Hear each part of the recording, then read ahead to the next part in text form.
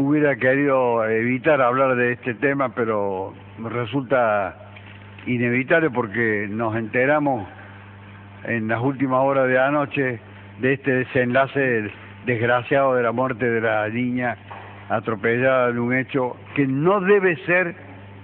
En esto hay que evitar que los comunicadores hablen de accidente, porque no se trata de un accidente, se trata de un hecho delictivo. Y así siempre hay que referirse a este tipo de episodios, tenga un desenlace de lesiones o tenga un desenlace de muerte. En este caso, desgraciadamente, lo ha tenido de muerte. Podría haber sido de lesiones. Pero no calificarlo en la figura de un accidente, porque accidente es otra cosa.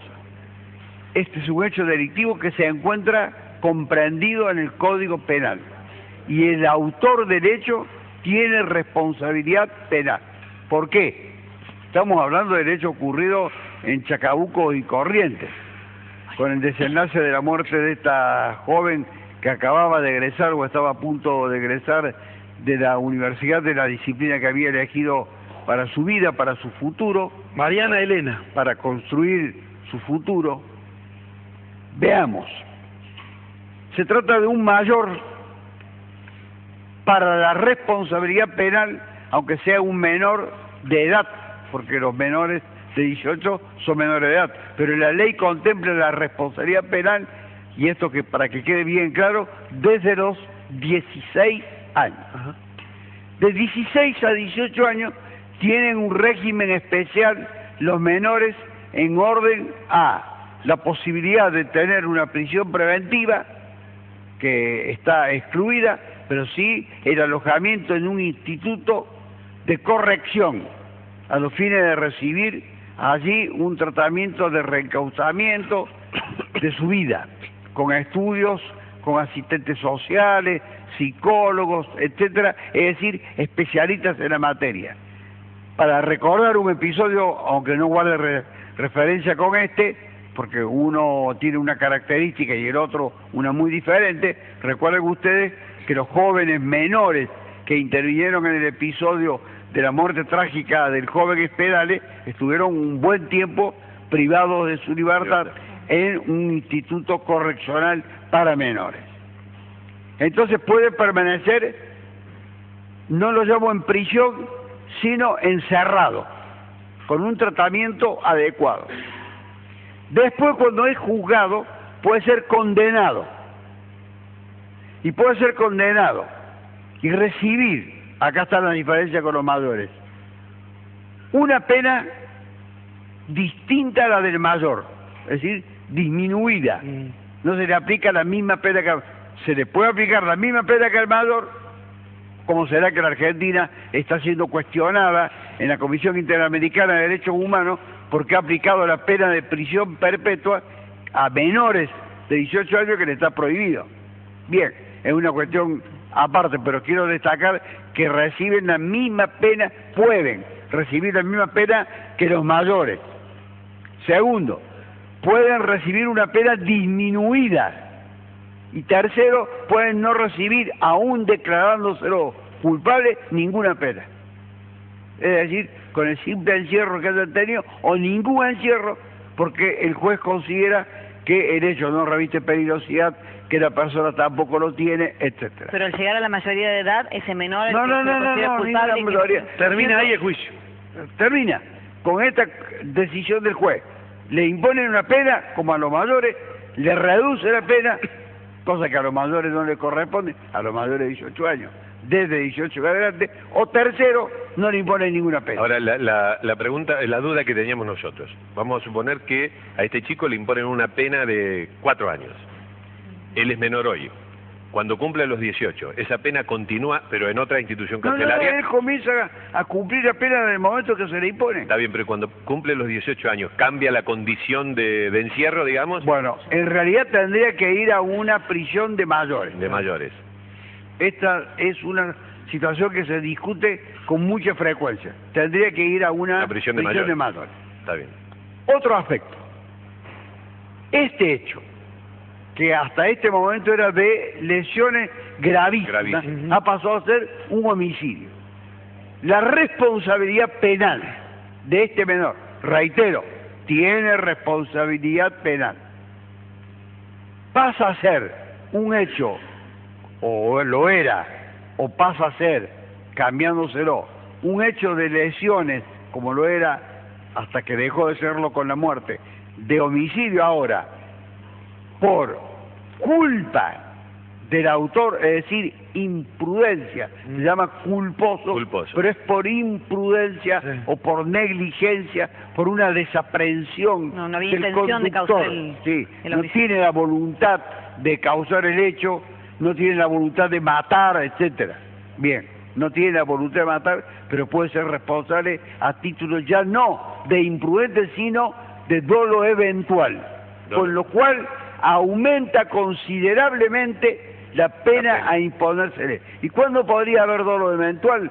Cuando esta persona, actuando del modo en el que ha actuado, con una desaprensión total, representándose la posibilidad del peligro que el vehículo lanzado a una gran velocidad, si estaba o no estaba en ese momento autorizado a trasponer esa esquina con las luces correspondientes que lo habilitan o lo inhabilitan para hacerlo, y despreciar las consecuencias que esa situación podría traer aparejado el vehículo lanzado a gran velocidad, corriendo o no corriendo una picada. Esto es totalmente indiferente. El de la picada puede recibir una pena por participar de una picada, sin causar ninguna lesión. Ese es un delito distinto al de que causa una lesión o la muerte. Es decir, tenemos dos situaciones completamente Una diferentes. dolosa y otra culposa. Esa.